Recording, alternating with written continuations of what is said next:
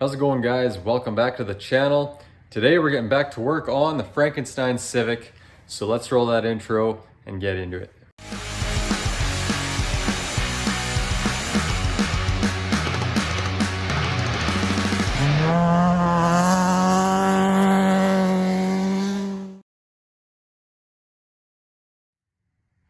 So something I've been working on is getting rid of all the seam sealer in the engine bay, and in doing so, I came across some rust. So it is coming through on the other side inside the wheel wells.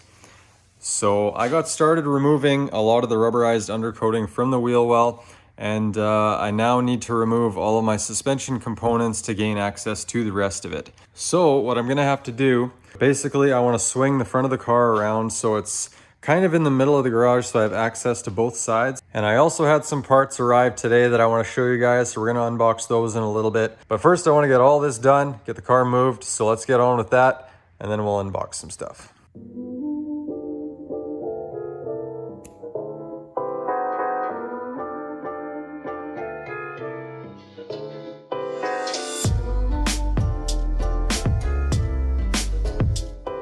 All right, guys, car is in position and I got plenty of room on both sides to work and in the front. So when I want to do engine bay work, I got full access all the way around. So it's going to be a lot more comfortable to work, and I'm going to get done a lot more efficiently now. So that's good. I got a couple things I want to show you guys that I got in the mail today. So this is a brand new set of tucked brake lines. So this is from Finishing Lines. All right, so this is the brake tuck kit taken out of the box. There isn't actually a whole lot to it. This is all you need to replace all the hard lines in your car. So that's the reason I wanted to go with a set like this, because it replaces all the hard lines. I can get rid of all the crusty old lines, which I've actually done already. And then they all get replaced with this. And basically what it does is it will run from the master cylinder, it'll go to a bulk fitting, and it'll go inside the car. So all the lines get run inside the car, nothing is gonna be seen in the bay. So yeah, guys, I'm super stoked about this set. It's gonna look amazing in the car. Only thing is, I ended up having to pay way more than expected for this. Let's just say it really sucks to live in Canada and buy parts from the US. This kind of stuff is not available in Canada. There's no companies that make parts like this. So we are forced to order from the US, which is great. It's great quality product, but man, does it cost a lot to get it here. All right, now second thing I want to show you guys is, you can already tell from the box, we got ourselves some fuel injectors. So this is something I've been wanting for a while, and I've kind of held off on ordering them because I wasn't sure what kind of injectors I was going to need with the harness that I was going to order. So I haven't ordered a harness yet. I want to make sure I get all my parts in order first, and once I get the parts, then I'll know which connectors I need on my custom harness. So finally got my injectors. These are a Fuel Injector Clinic 650cc injector. These ones are specific for Honda Acura applications, so they should fit no problem. I originally wanted the 525cc's, but in looking at the specs, they seem to max out around 300 horsepower.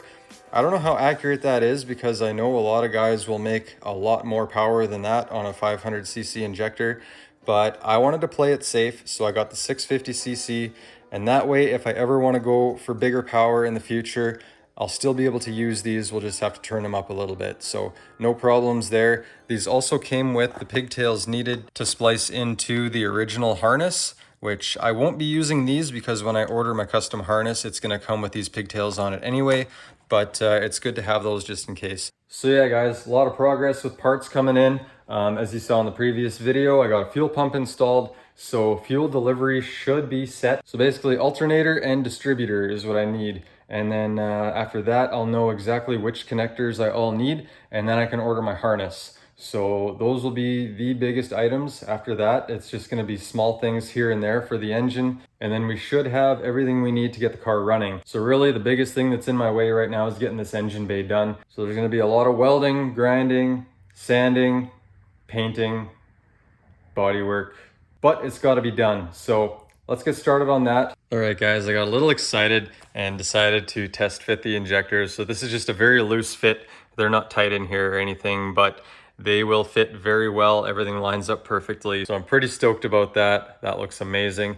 Once this whole thing is powder coated black, it's just gonna look so good. I'm stoked about that. But anyway, I'm gonna put this away, then we'll get to work.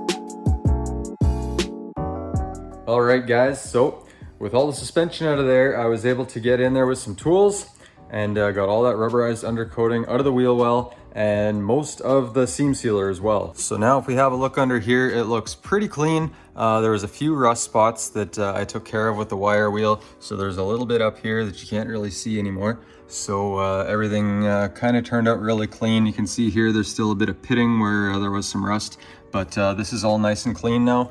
I want to get into this side and get all the undercoating out of here as well. So this is basically gonna be my next project. Get this all cleaned up and then we'll start welding after that.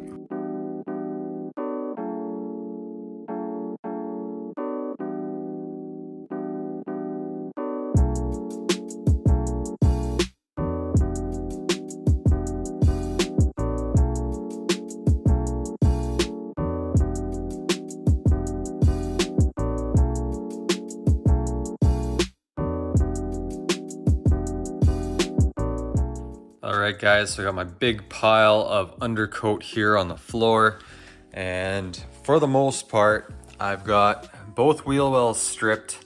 There's some areas that I can't quite get to, so I think what I'm gonna do is leave the rest to the sandblaster. My main reason for doing this was to get rid of all the seam sealer and kind of see what the rust situation is. So there's a few bad spots on this side.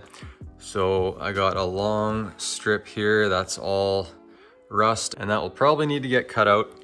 And I already knew when I took the seam seal off this side that there would be a problem there because this is all rust as well. So this whole strip is basically gonna need to be replaced.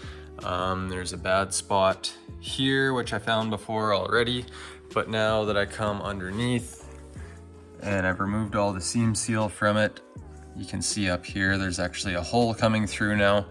And yeah, it's not ideal. So that kind of stuff I'm gonna have to all fix. So those are basically the worst spots on the passenger side, is up here, and down here is another bad one, and then this strip here. As for the driver's side, we got a bit of a bigger issue.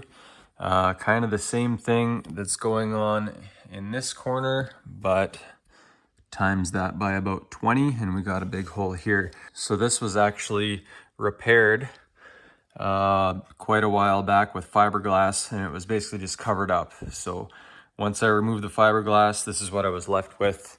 And you can see under here, this is all pitted from rust. So I'm probably gonna end up having to cut all this out and weld something new in there.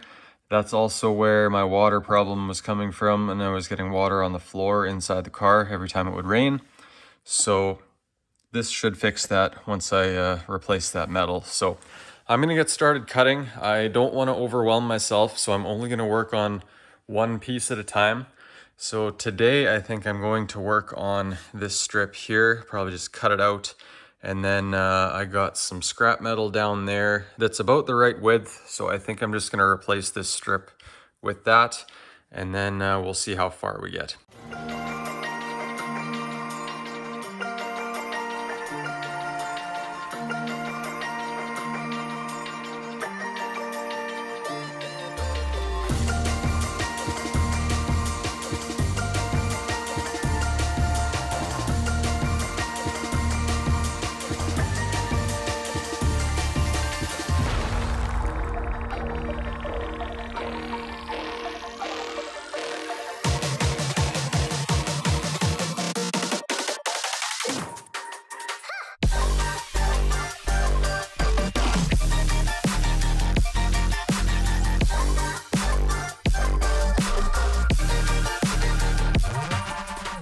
All right, guys, so after many hours of cutting, welding, and grinding, I finally got all the rust fixed in the engine bay. All that's left is a little bit of surface rust that will be taken care of when I sandblast, but all the major stuff is taken care of, and it doesn't look super pretty, but it will all get covered. So all the structural part of it is welded. It'll be good and strong. So everything in here is rust free now, and that big hole that was over here, I had to cut everything out. So on the firewall, on this part here, and on the side of the frame here, I had to cut all that out of there, as well as under the wheel well.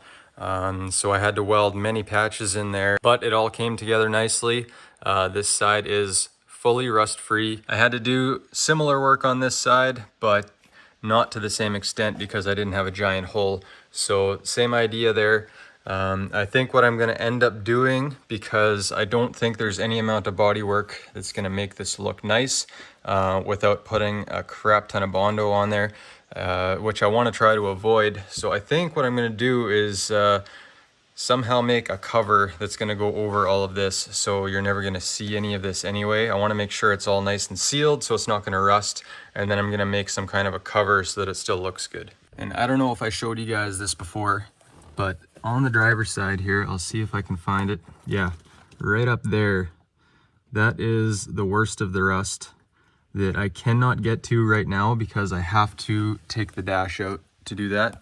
So everything against the firewall is fixed, but that top corner on the driver's side, and there's something similar on the passenger side, I still have to fix yet. But I think I'm going to take care of that next year when I plan on doing the interior.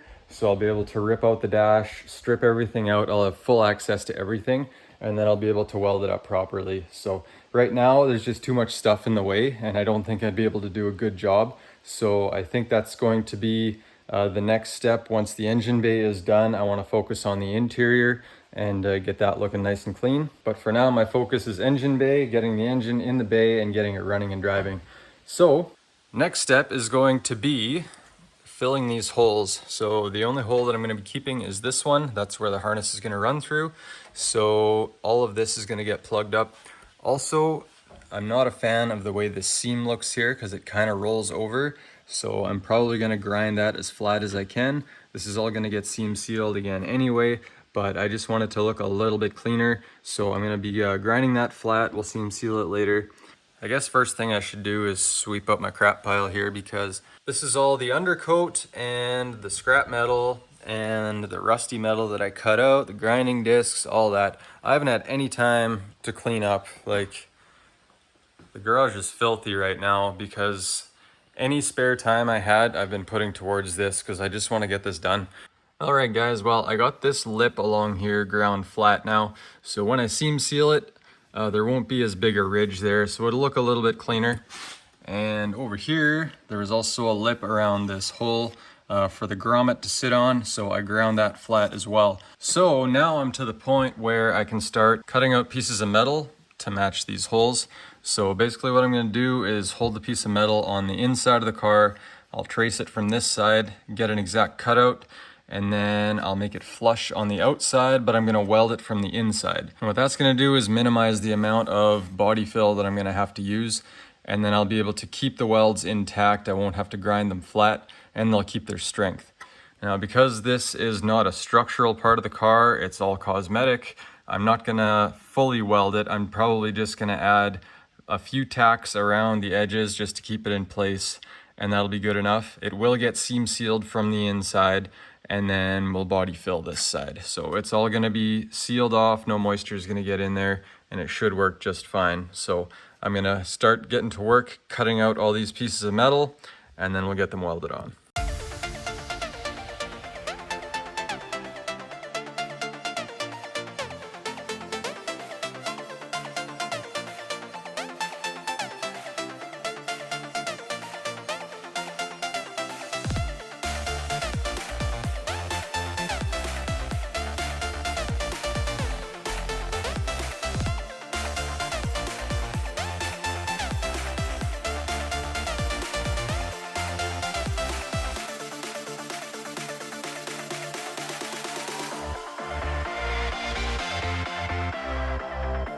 Well guys, I've been working at this for about 3 to 4 weeks now, pretty much non-stop. All my free time has gone towards getting this engine bay ready, and here's where we're at. So I think I finally got the firewall finished, so all these holes are now plugged. I didn't do any work over here. There's one hole here that I want to get rid of, but I don't think it's safe to weld there because there is sound deadening on the other side, and if it even gets a little bit hot, it sets on fire, and there's no way for me to get up there and put the fire out. So I think what I'm going to end up doing is just putting a dress-up bolt through here, and it's gonna make the hole disappear and it's gonna look okay. And if we come to this side, I plugged this hole as well, which is where the windshield washer reservoir would have been, and it's been gone for a long time. There's no point having a hole there, so it is gone. So I finally think all the welding is done in the engine bay. I started sanding as much as I could, and with all the moisture in the air, even though this thing is inside, everywhere where I was sanding down to bare metal was starting to rust. So basically what I did is I sanded down all the surface rust that was forming, and then I sprayed the entire engine bay with a quick coat of clear coat, just a rattle can job to keep it protected. I sanded as much as I possibly could with the palm sander. There's a lot of angles and stuff here where it's very hard for the palm sander to get into, so I got as much as I could because I wanted to save on blast media, but I think the next step is going to be sandblasting. So basically the order that I'm going to do this in: sandblast, prime, seam seal, and then I'm probably going to use something like a Raptor liner in the wheel wells. So I'm going to do each of those first, and then moving on to the engine bay, everything's going to get sandblasted, primed, and then after that is when the bodywork is going to start. So anywhere where I have welded or plugged a hole where it's not perfectly flat, I'm going to apply body fill to. Everything should be a fairly thin coat because that's the way I've done it. I've built everything up with metal as much as I could so that I could save on body fill. So that's going to be what happens after the primer. Once the bodywork is done, that's when the seam seal is going to happen. Then we got to prime it again, make sure that the seam sealer is sealed, and then it's going to be time for paint. So I am pretty stoked about that. So guys, there's still a lot of work ahead, but we've made a lot of progress on this. I know it doesn't look like much, but this is about 3 to 4 weeks worth of work that I put into this thing, and it's a lot of footage, and I figured it was time to put a video together for you guys. So I'm going to cut the video here, and then we're going to get back to work on it next time. I'm actually going on a trip, so I'm going to be gone for about a week, but as soon as I return, we're going to be going hard on this thing. But yeah guys, thanks for watching. Hit that thumbs up if you're stoked about this. Drop me a comment below as always. I love to hear from you guys, and if you haven't subscribed already, definitely consider doing so. We'll see you next time.